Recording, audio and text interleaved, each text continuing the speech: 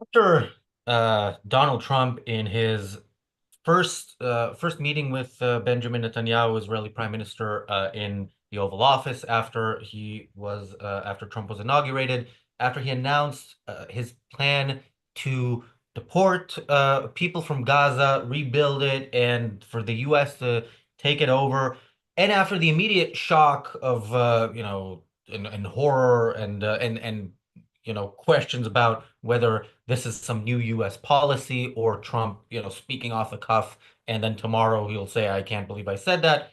Uh, One of the next things that the anti-Israel side did was talk about how this is impossible. It can't be done.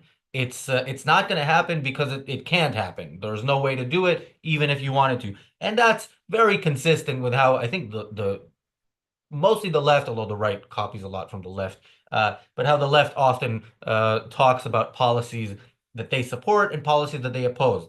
The policies that they oppose are policies that can't be done in many cases. I mean, we hear about the war and we hear there's no military solution, but we also see, and diplomacy is the only solution. And of course, we also see every single time their solutions are tried, more murder happens of innocents and more suffering.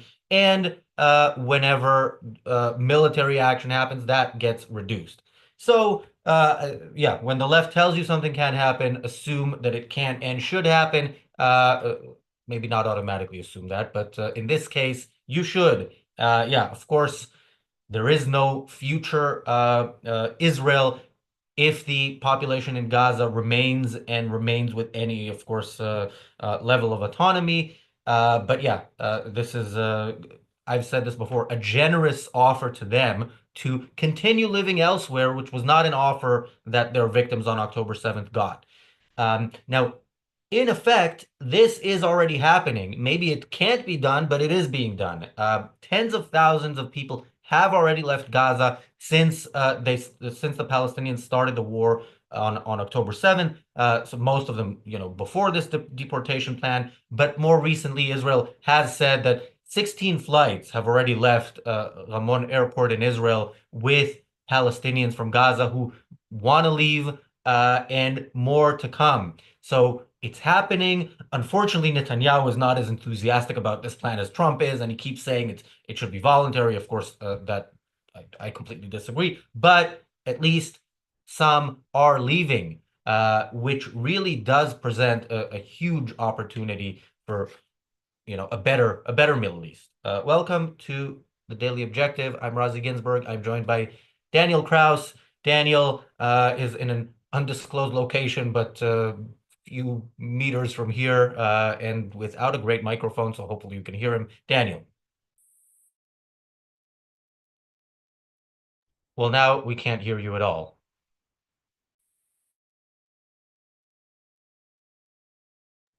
And oh yeah, while Daniel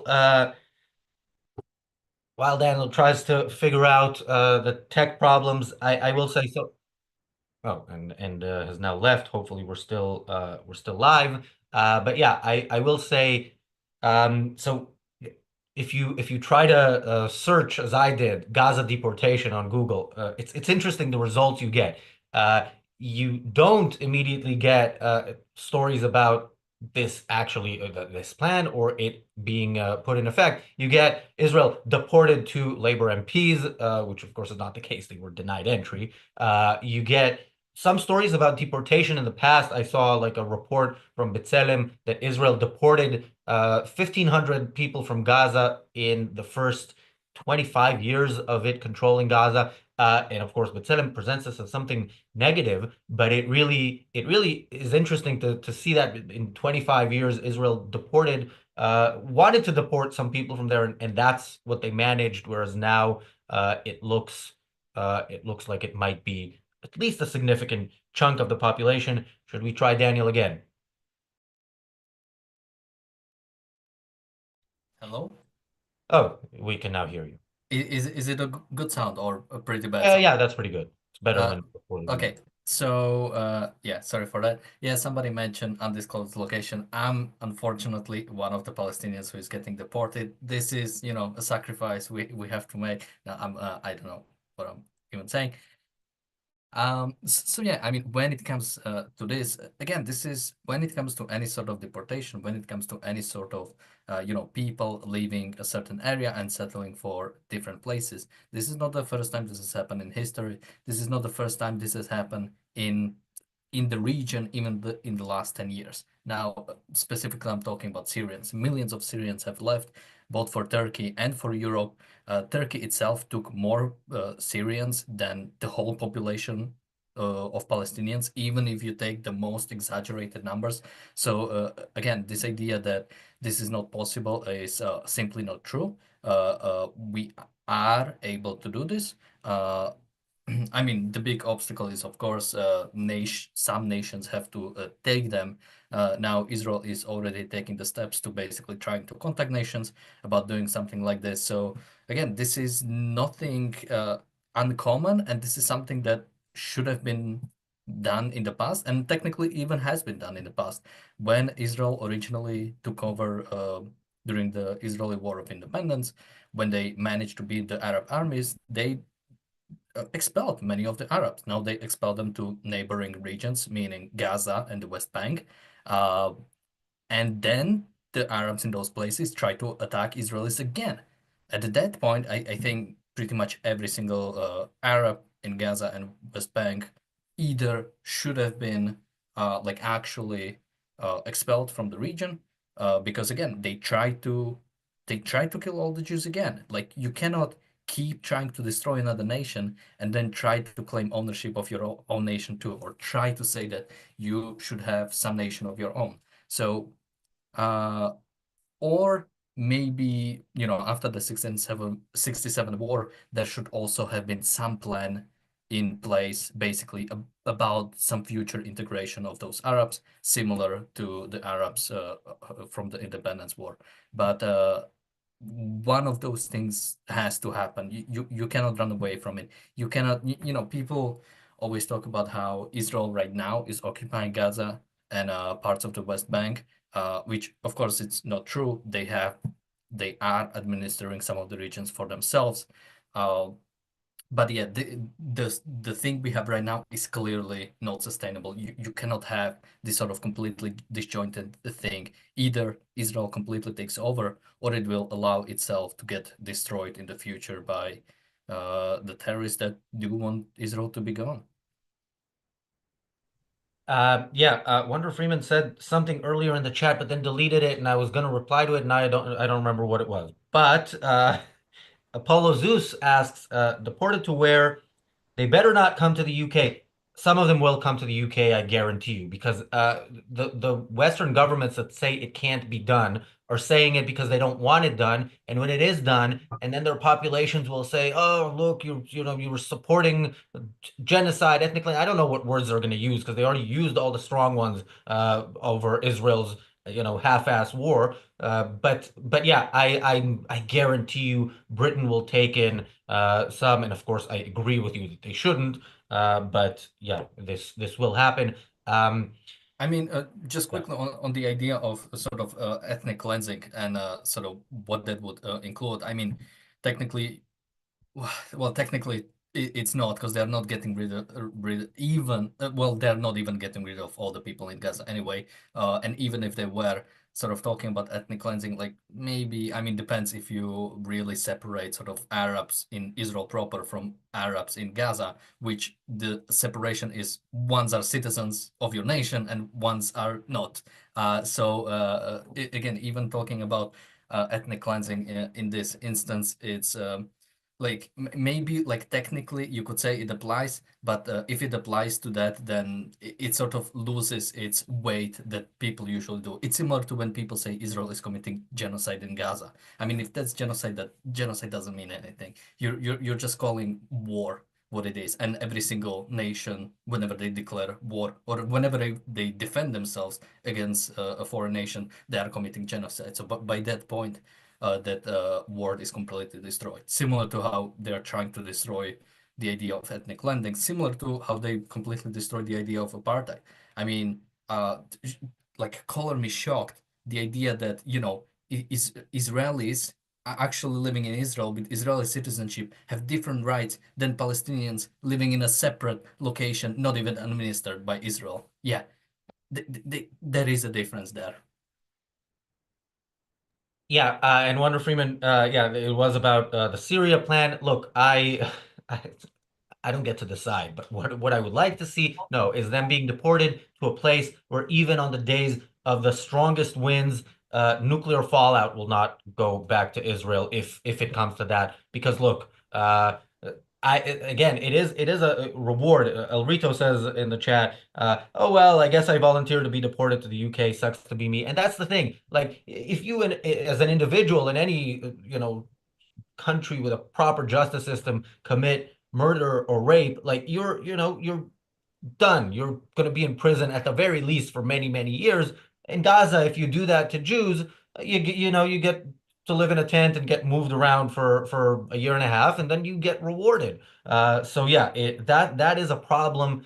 The one problem with this plan, and what do you think they're going to come to the UK to do? They're going to come to the UK to find the Jews in the UK, and kill them here and wherever they go. And yeah, that is what we will be importing. So absolutely hope that they think this through.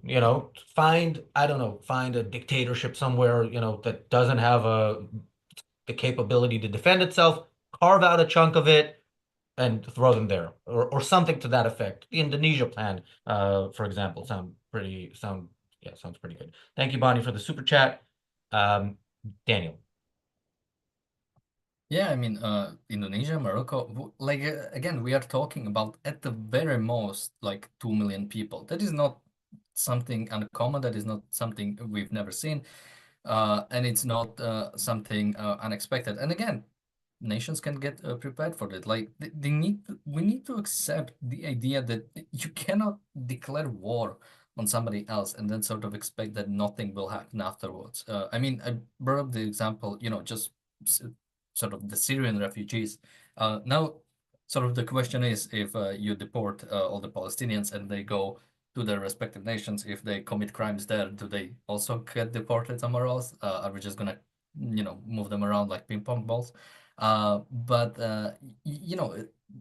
the same thing that happened. I tried to do a bit more research about World War II and sort of the so-called also ethnic cleansing, as people try to say about what happened to the Axis forces. And every single nations, Italians, Germans, and Japanese were all completely moved out of the regions they either conquered. So Japanese people were moved out of Korea, out of Taiwan, out of China, out of everywhere. Like even the ones like you could not just sort of like pulled out as in like their armed forces, but Japanese people were actually settling in Korea, in Taiwan, and in Manchuria, the northern part of China, and all of them were completely moved out and went to Japan because yeah, you tried to conquer other nations, you lost, and you're getting kicked out.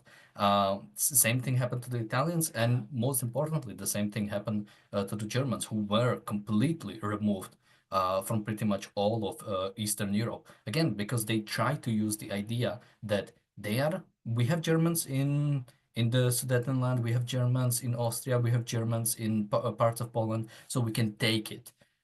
So that idea was completely rebuked, and all of them were forced to go back, and not just by the sort of, let's say, the communist powers, even allied forces who try to do it a bit more humanely, uh, rather than what the sort of the communist forces did. But they also moved them out of the places they tried to take.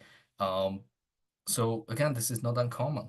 And the idea that again, because why is there a still sort of an idea of like a Palestinian state? Is because the so-called Palestinians are still living there because they have this some sort of divine right to a state in that region. And because they are there, they keep having it. And they are sort of these permanent refugees because of UNRWA, because of these organizations, even the descendants of the people, like nobody who lived through Nakba or who lived through the War of Independence.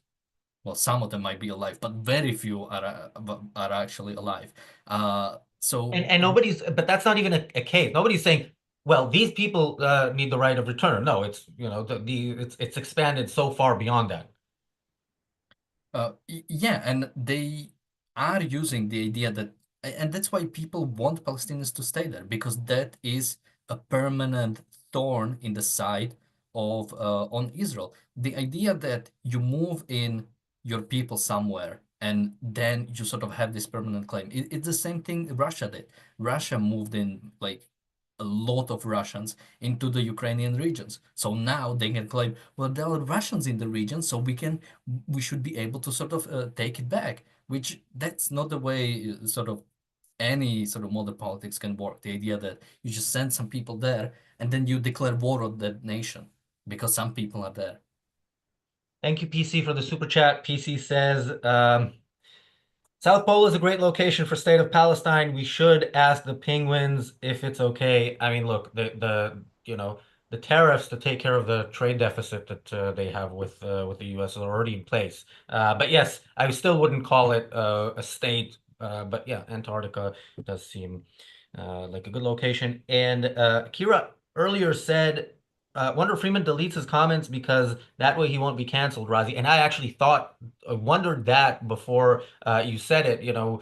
Uh, we hopefully will do an episode in the next sometime soon about Lucy Connolly, who tweeted something really disgusting, deleted it a few hours later, and is now serving 31 months in prison in this country. So yes, there are valid reasons to be afraid of what can happen if you say something that people might not like.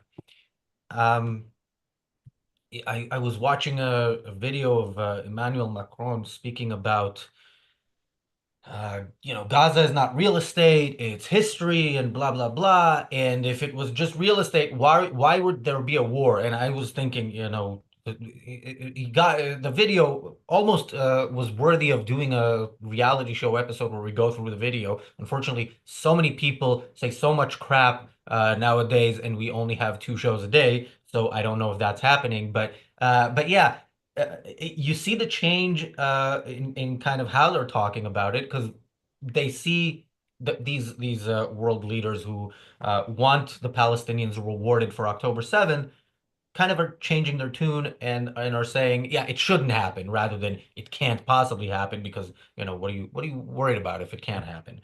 Um, and yeah, I'm gonna take a wild guess and say, yeah, some of them will end up in France and will not feel like, alone and like they're, in complete strangers in this in their new home.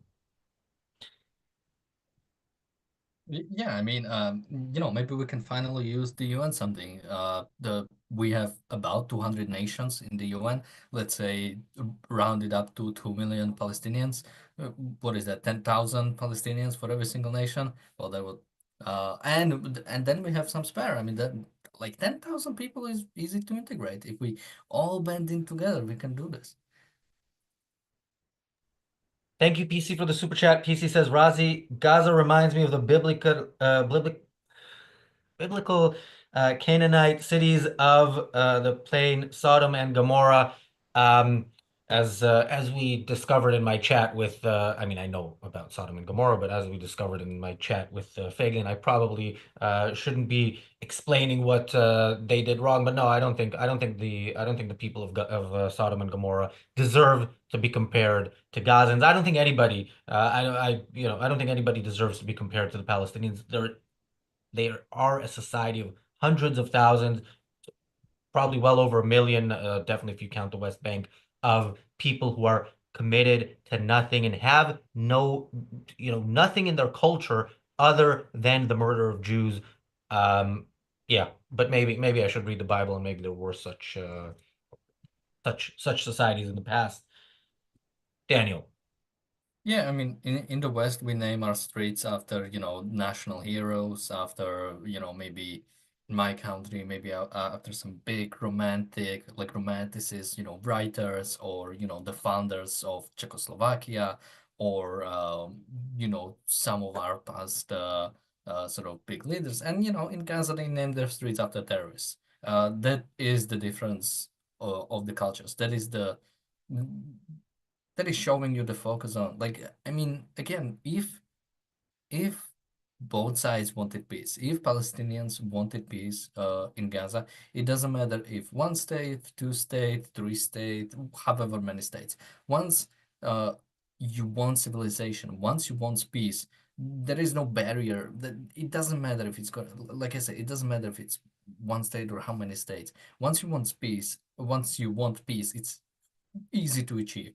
But that's not what Palestinians want. Everything is geared toward destruction of Israel. And if it means sometimes Palestinians accept a ceasefire, then sometimes they'll accept a ceasefire. If it means sometimes they'll accept Oslo because it gives them a bit more power, they'll accept Oslo. If it means if they should break the ceasefire and attack Jews on October 7th, they'll do that. If they think they have a chance, they'll do that.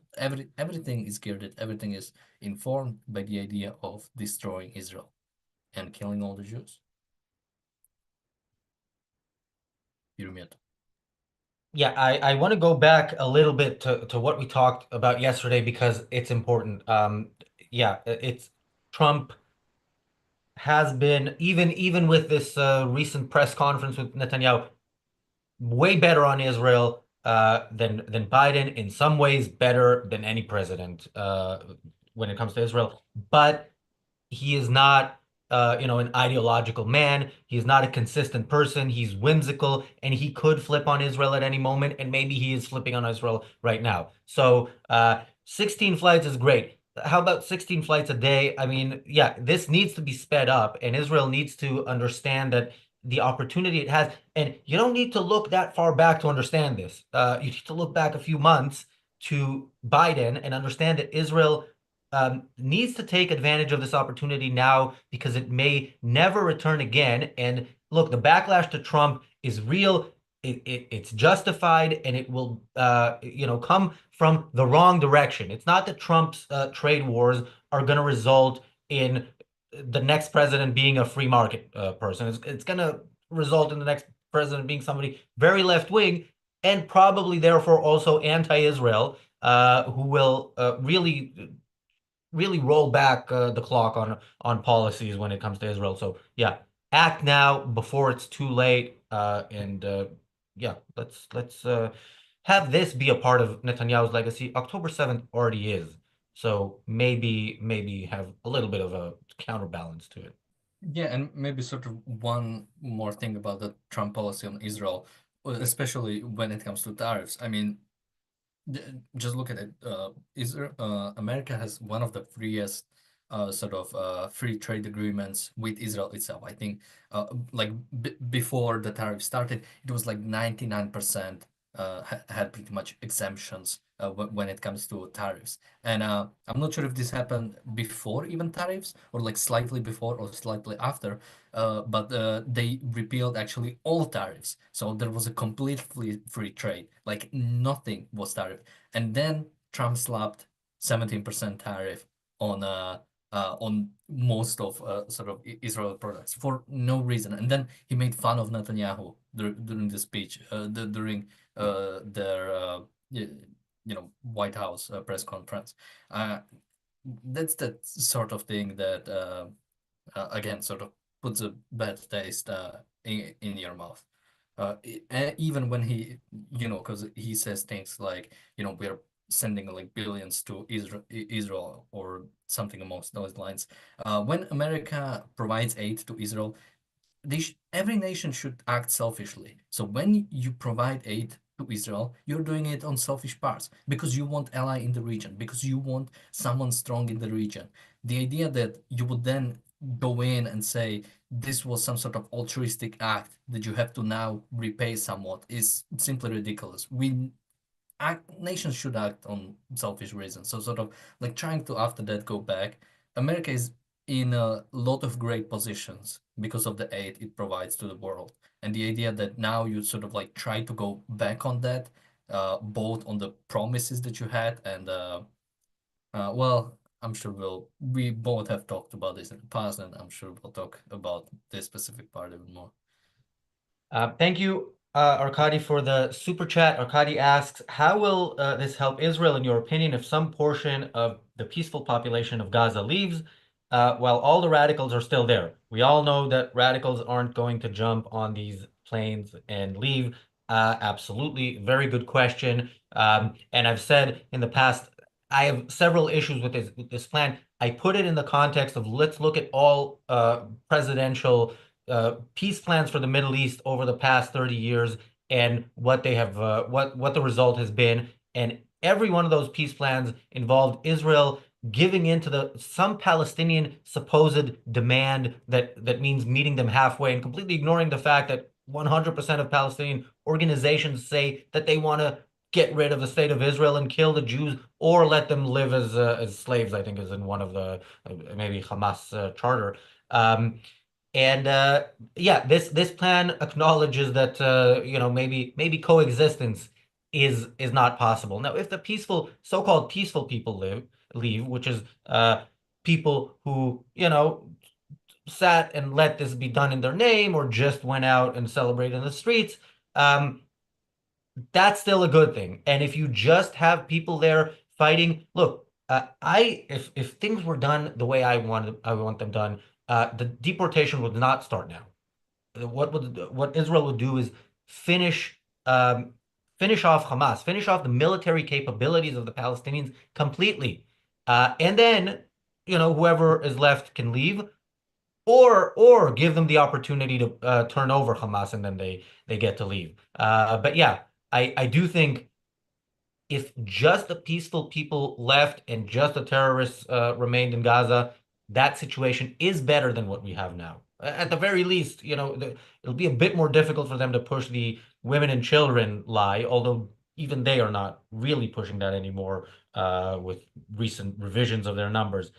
Thank you, PC, for the super chat. PC says, seriously, though, Arab nations need to take in these people out of Gaza.